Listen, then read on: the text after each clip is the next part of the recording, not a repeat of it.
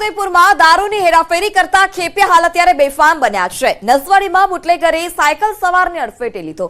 દારૂ અને બિયરની રોડ પર રેલમછેલ જોવા મળી હતી। સ્થાનિકોએ બે બુટલેગરોને ઝડપી પોલીસ હવાલે કર્યા છે। છોટાઉદેપુર પોલીસે આ દ્રશ્યો જોવાની જરૂર છે। આ દ્રશ્યો બેફામ બનેલા બુટલેગરોની સાક્ષી પૂરી રહ્યા છે। આ દ્રશ્યો જ બતાવી રહ્યા છે કે જિલ્લામાં દારૂની રેલમછેલ થઈ છે। બુટલેગરોને પોલીસનો કોઈ ડર જ નથી રહ્યો। બુટલેગરો છોટાઉદેપુર જિલ્લામાં બેફામ દારૂની હેરાફેરી કરતા હોય તેવા દ્રશ્યો સામે આવ્યા।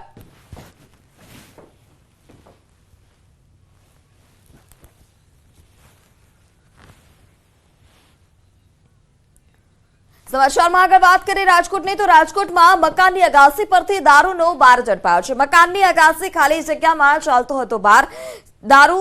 દેશી દારૂમાં ફ્લેવર ભેળવી અને વેચાણ કરવામાં આવતું હતું। દેશી દારૂ સાથે નમકીન પણ પીરસાતું હતું। થોરાળા પોલીસે 4 આરોપીઓને પકડી દેશી દારૂનો બાર પણ પર્દાફાશ કર્યો છે।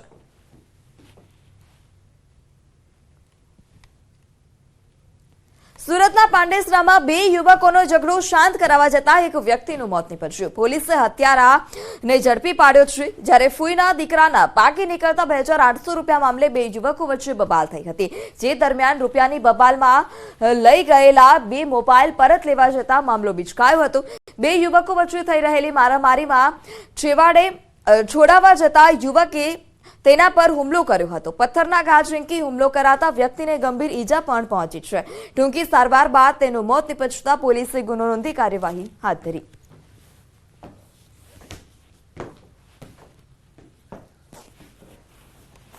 ઝઘડો છે જેમાં આરોપીઓ શક્તિલાલ અને બરુઆએ ઈંટનો ઉપયોગ કરી અને રામુ પર હુમલો કરતા રામુને માથાના ભાગે ઈજા થયેલ અને વાઇટલ પાર્ટ હોવાથી તાત્કાલિક તે મૃત્યુ પામેલ। અને હવે વાત શિયાળામાં એટેકના ખતરાની।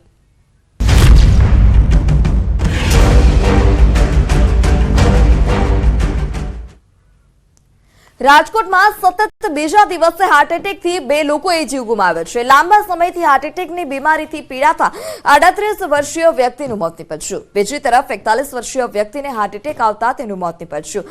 ઘરમાં બેભાન થઈ જતા તેને સારવાર અર્થે હોસ્પિટલ ખસેડાયા છે। ફરજ પરના તબીબે મૃત જાહેર કરતા પરિવારમાં શોકનો માહોલ।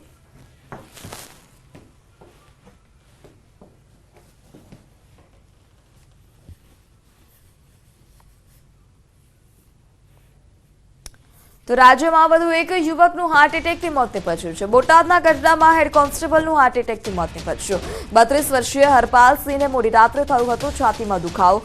હોસ્પિટલ લઈ જતા સારવાર દરમિયાન મોત નીપજ્યું।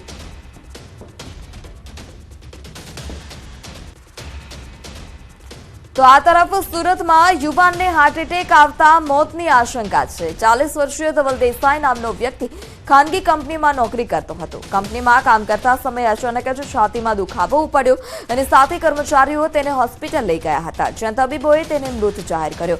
પોસ્ટમોર્ટમ રિપોર્ટ બાદ મોતનું સાચું કારણ સામે આવશે।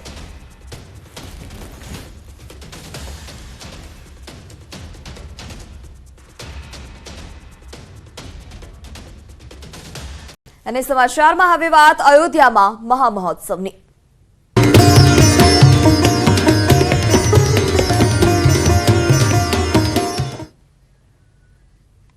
અયોધ્યામાં બની રહેલા રામ મંદિરમાં ગુજરાતનું અનોખું યોગદાન છે, જેમાં રાજ્યના વિવિધ સ્થળેથી મંદિર માટે વિવિધ વસ્તુઓને તૈયાર કરવામાં આવી।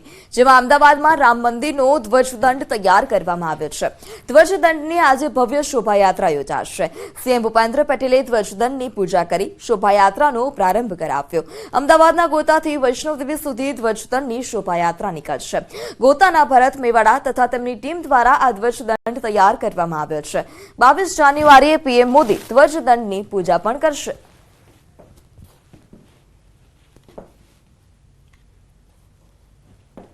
ગુજરાતમાંથી 3 વસ્તુ અમૂલ્ય અયોધ્યા રામચંદ્રજી ભગવાન માટે જવાની છે। એક તો સૌથી મોટું નગારું, બીજું સૌથી મોટી વડોદરાથી અગરબત્તી અને આજે કર્ણાવતી મહાનગર ગોતા ખાતેથી ધ્વજદંડનું પ્રસ્થાન सीएम साहब भूपेंद्र भाई पटेल और संतों वरद हस्ते जय रही है। यहाँ अहमदाबाद से ध्वजदंड तैयार किया है, जो ध्वजदंड आज यहाँ से विदा होगा अयोध्या के लिए, और इसको बहुत आन बान शान से, क्योंकि बहुत बड़ी चीज है। जब तक राम मंदिर है तब तक ये ध्वजदंड लहराता रहेगा। રામ જન્મભૂમિ તીર્થનું નિર્માણ થઈ રહ્યું છે અને એનું ઘણું બધું કામ મારી ફેક્ટરીમાં થયું એ બદલ હું આપણા કાર સેવકો કે જેમણે ખૂબ જ બલિદાનો આપેલા છે એમને હું નમન કરું છું અને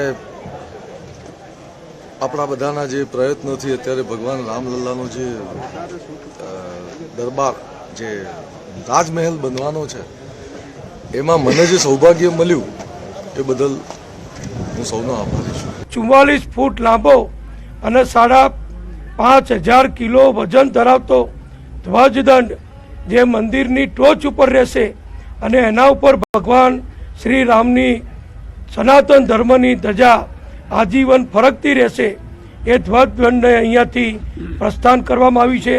એટલે આપણને બધાને આનંદ છે કે રામ મંદિરના જ્યારે જ્યારે કરોડો લોકો આવનારી પેઢીઓ સુધી દર્શન કરશે ત્યારે આ ધ્વજદંડના પણ દર્શન થશે.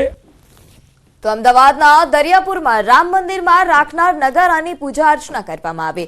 ડબગર સમાજે 500 કિલોના નગારાને તૈયાર કર્યું છે. સીએમ ભૂપેન્દ્ર પટેલે પણ નગારાની પૂજા અર્ચના કરી. અમદાવાદમાં નગારાની શોભાયાત્રા કાઢવામાં આવશે. આવતીકાલે આ નગારાને 5 જેટલા ગામડાઓમાં લઈ જવામાં આવશે. 5 ગામમાં નગારાની પૂજા કરી અને અયોધ્યા મોકલવામાં આવશે.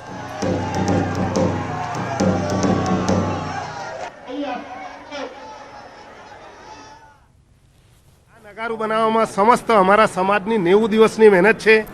આ નગારામાં 8 લાખ રૂપિયાનો ખર્ચો થયો છે અને આ તમામ ભંડોળની રકમ અમારા સમાજ દ્વારા એકત્રિત કરવામાં આવી છે. આ નગારાનું વજન 500 કિલો છે. અમદાવાદથી અયોધ્યા નગારું જે છે અને તેની ગુંજ છે અયોધ્યામાં સંભળાશે. ખાસ કરીને મંદિરને પ્રાણ પ્રતિષ્ઠા મહોત્સવ સમયે સિંહ દ્વાર પર આ પ્રકારનું જે નગાડું છે તે મૂકવામાં આવશે.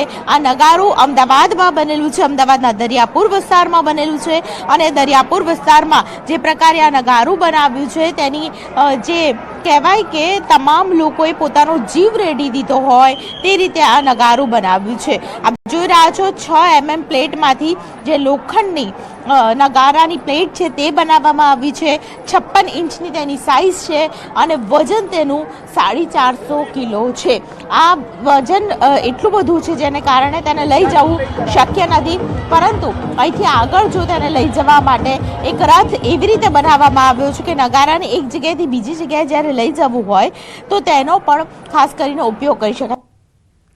તો અયોધ્યામાં બની રહેલા ભવ્ય રામ મંદિરમાં 22 જાન્યુઆરી 2024ના રોજ રામલલ્લાની પ્રાણ પ્રતિષ્ઠા કરવામાં આવશે. તેની પહેલા તમામ લોકોમાં ઉત્સાહનો માહોલ છે. ત્યારે વિશ્વ હિન્દુ પરિષદ દ્વારા કળશ યાત્રાનું આયોજન કરાયું. આ કળશ યાત્રા બુધવારે સાંજે 4 કલાકે મહાલક્ષ્મી તળાવ વટવા ગામે દેરિયાથી પ્રારંભ થઈ, જ્યારે આસોપાલવ સોસાયટી નજીક નવજીવન, ટંકારા 4 અને પિકનિક પાર્ક સોસાયટીમાં આગમન થયું હતું, જેના દર્શનનો લાભ લેવા માટે મોટી સંખ્યામાં લોકો ઉમટ્યા હતા. નાની બાળાઓએ હાથમાં જવારા લઈ અને કળશ યાત્રાનું સ્વાગત કર્યું હતું. આ કળશ યાત્રામાં મોટી સંખ્યામાં લોકોનો જમાવડો જોવા મળ્યો.